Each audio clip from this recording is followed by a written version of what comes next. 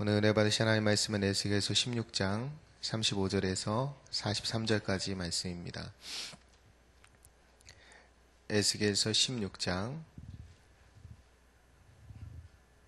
35절부터 43절까지 말씀, 우리 하나님을 경외하는 마음으로 35절부터 43절까지 한 목소리로 같이 읽겠습니다. 그러므로 너 음녀야 여호와의 말씀을 들을지어다. 주 여호와께서 이같이 말씀하셨느니라. 내가 내 누추한 것을 쏟으며 내 정든 자와 행음함으로 벗은 몸을 드러내며 또 가증한 우상을 위하여 내 자녀의 피를 그 우상에게 드렸은즉 내가 너의 즐거워하는 정든 자와 사랑하던 모든 자와 미워하던 모든 자를 모으되 사방에서 모아 너를 대적하게 할 것이요 또 내 벗은 몸을 그 앞에 드러내 그들이 그것을 다 보게 할 것이며 내가 또 간음하고 사람의 피를 흘리는 여인을 심판한 같이 너를 심판하여 진노의 피와 질투의 피를 내게 돌리고 내가 또 너를 그들의 손에 넘기리니 그들이 내 누각을 헐며 내 높은 데를 부수며 내 의복을 벗기고 내 장식품을 빼앗고 내 몸을 벗겨 버려두며 무리를 데리고 와서 너를 돌로 치며 칼로 찌르며 불로 내 집들을 사르고 여러 여인의 목전에서 너를 벌할지라. 내가 너에게 곧 음행을 그치게 하리니 내가 다시는 값을 주지 아니하리라. 그러한즉 나는 내게 대한 내 분노가 그치며 내 질투가 내게서 떠나고 마음이 평안하여 다시는 노하지 아니하리라. 내가 어렸을 때를 기억하지 아니하고 이 모든 일로 나를 분노하게 하였은즉 내가 내 행위대로 내 머리에 보응하리니 내가 이 음란하고 내 모든 가증한 일을 다시는 행하지 아니하리라. 주 여호와의 말씀이니라. 아멘. 마태복음 23장에 보면 서기관과 바리새인, 그러니까 외식하는 서기관과 바리새인들의 죄악을 하나님 지적하실 때 회칠한 무덤과 같다라고 말씀하셨습니다. 회칠한 무덤과 같다라고 말씀하시면서 뭐라고 지적하시냐면 겉으로는 아름다워 보이나 속은 죽은 사람의 뼈와 더러운 것으로 가득하다라고 그들의 내면에 있는 죄악들을 드러내시는데요. 오늘 본문의 말씀이 숨겨져 있는 이스라엘 백성의 죄를 만천하에 드러내시는, 그렇게 하시겠다라는 말씀입니다. 오늘 말씀의 시작을 이렇게 해요. 그러므로 너 음녀야 여호와의 말씀을 들을지어다.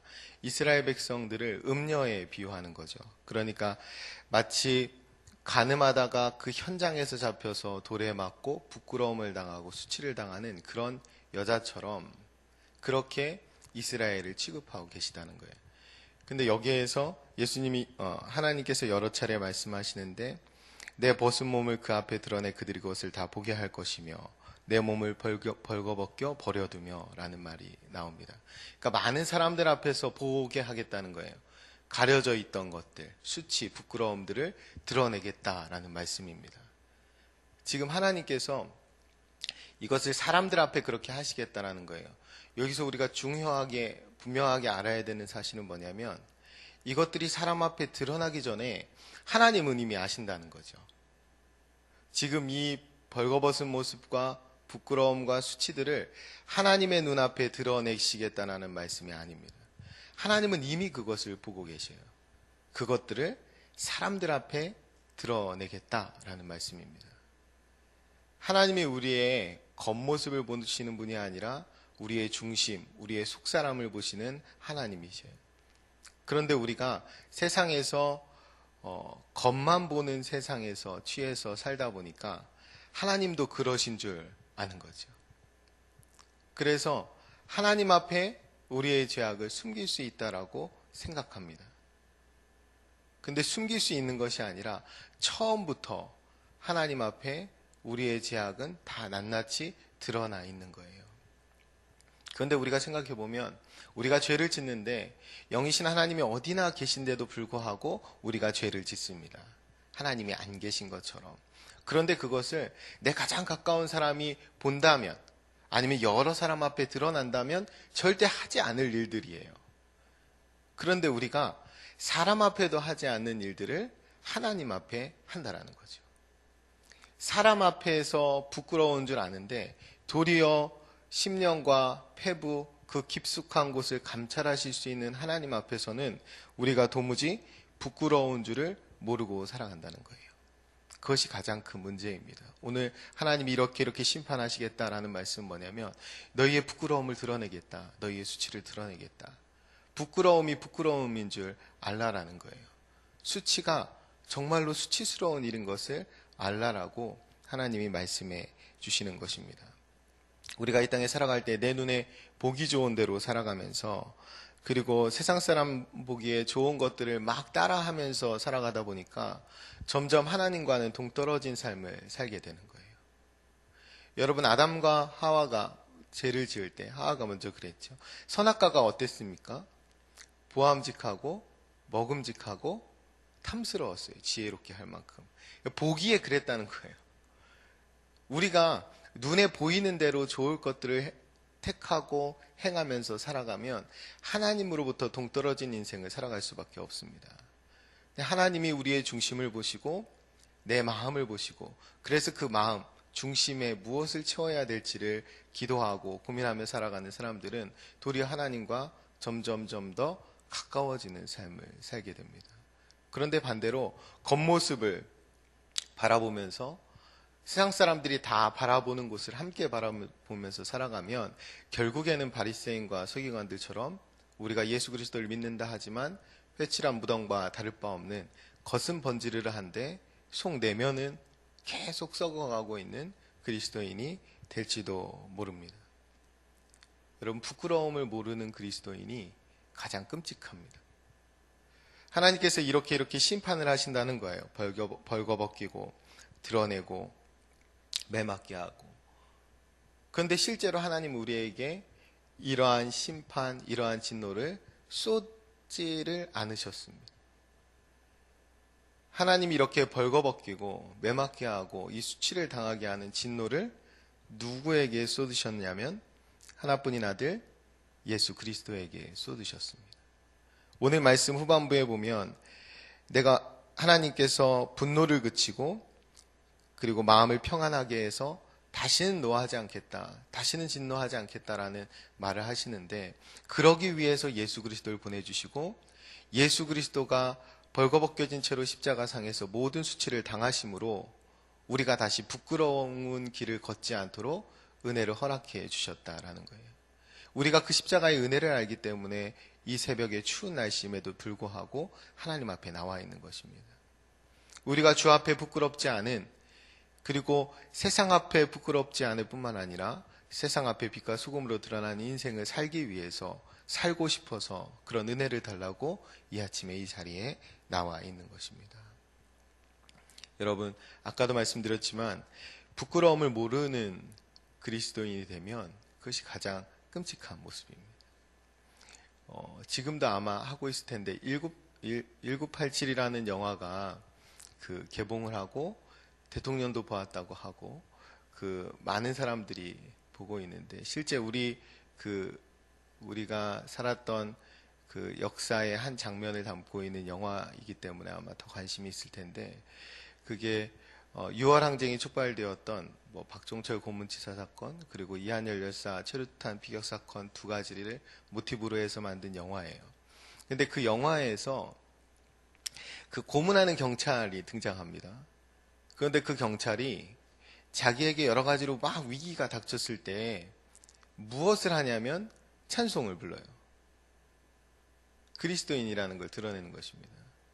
그런데 아무 거리낌 없이 고문을 해요. 그리고 그 고문하는 현장에서 성경책을 보는 장면도 나옵니다. 이런 모습이 부끄러움을 모르는 그리스도인이라는 거예요.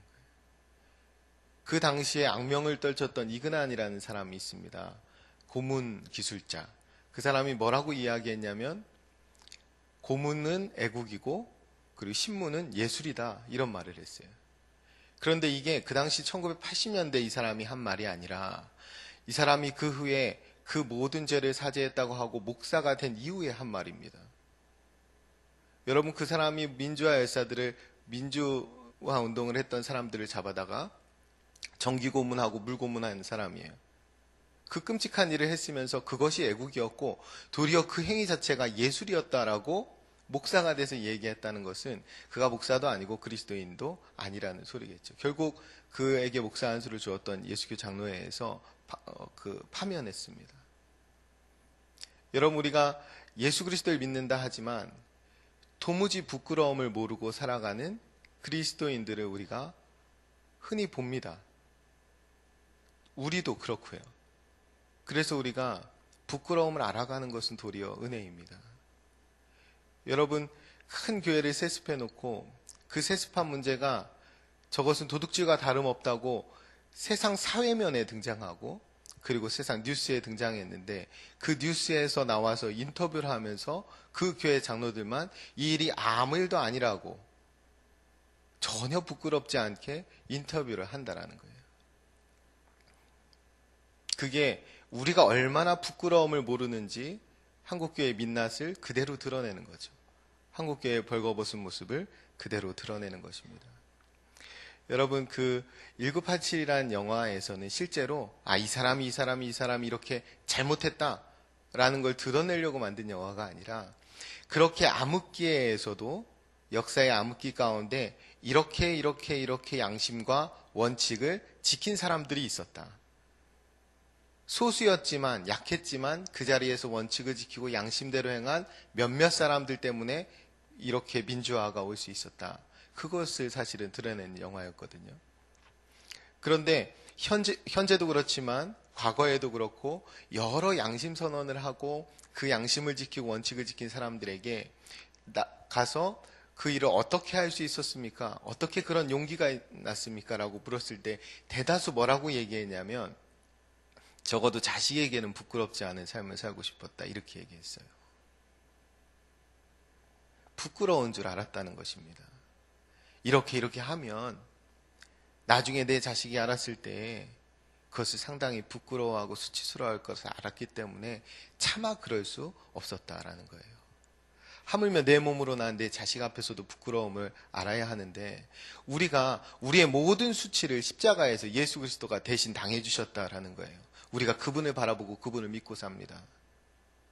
그분 앞에 죄를 고백하고 살아요. 그런데 전혀 부끄러운 줄을 모른다면, 전혀 수치를 모른다면 그것은 은혜를 경험하지 못한 것입니다.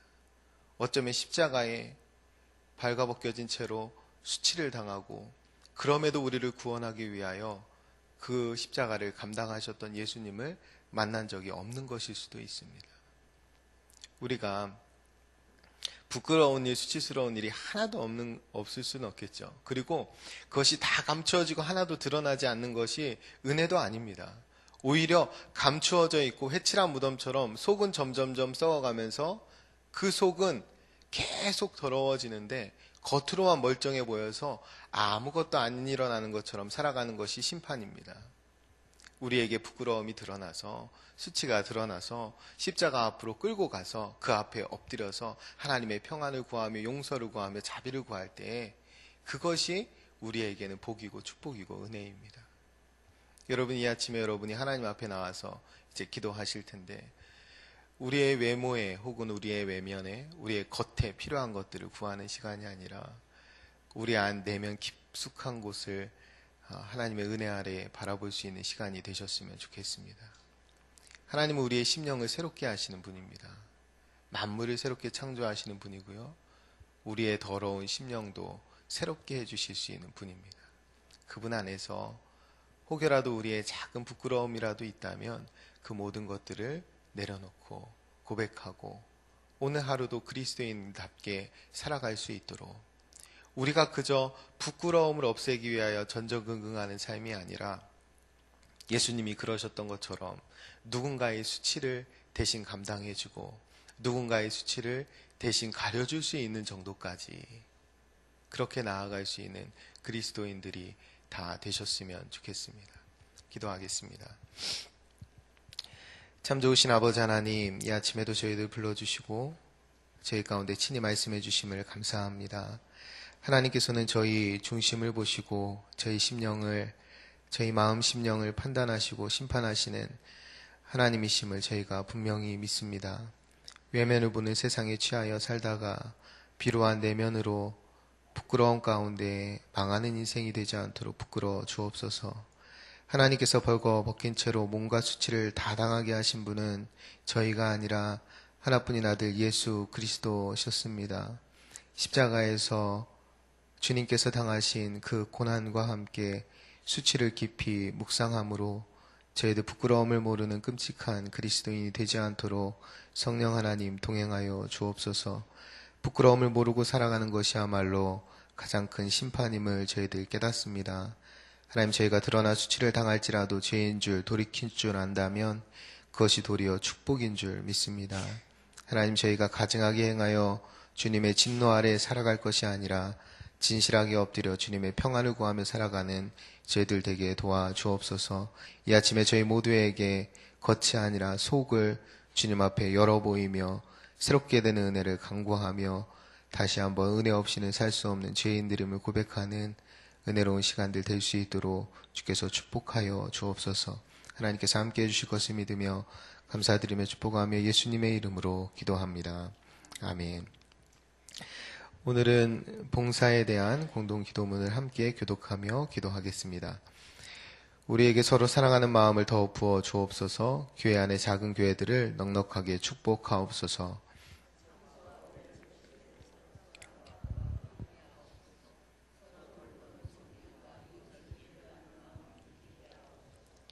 사회의 약자를 끌어안는 신앙적 어머니 공동체, 소외된 계층을 돌아보는 사회적 희망의 공동체, 올바른 가치를 살아내는 정신적 공의의 공동체에게 하옵소서. 우리 교회가 여기에 있어 지역사회와 시대가 복되게 하옵소서. 아멘. 함께 주기도문 하시겠습니다. 하늘에 계신 우리 아버지, 아버지의 이름을 거룩하게 하시며 아버지의 나라가 오게 하시며 아버지의 뜻이 하늘에서와 같이 땅에서도 이루어지게 하소서. 오늘 우리에게 일용할 양식을 주시고 우리가 우리에게 잘못한 사람을 용서하여 준 것 같이 우리 죄를 용서하여 주시고 우리를 시험에 빠지지 않게 하시고 악에서 구하소서. 나라와 권능과 영광이 영원히 아버지의 것입니다. 아멘. 이 시간 다음과 같은 기도의 제목으로 기도드리겠습니다. 지금 들은 말씀이 내 삶으로 이어지게 하옵소서. 오늘 있을 교회 갱신을 위한 예배 콜로퀴움을 복되게 하옵소서. 교육부 겨울 성경학교 및 수련회에 큰 은혜 주옵소서. 전도 폭발 저스트 13기 훈련을 통해 역동적인 복음 전도자들이 세워지게 하옵소서. 육체적인 질병으로 인해 어려움을 겪는 환우들에게 회복의 은혜로 허락하옵소서. 몽골아가 올린 슬롱거에게 기적적인 치유의 은총을 베풀어 주옵소서. 김근주 주미란 선교사님 위해서 기도해 주실 때에 캐나다 원주민 선교사역에 복의 복을 더하여 주옵소서. 장례 광고 한 가지 더 드리겠습니다. 5교구 수청 광고인데요. 이성규 집사님, 양성자 전도사님 시모 되시고 싱크부서 이세은 청년의 조모님 되시는 고 박성용 권사님께서 95세 일기로 어제 소천하셨습니다. 오늘 입관 예배가 오후 3시 30분에 한양대병원 장례식장에서 있습니다. 교회에서 3시에 출발하고요.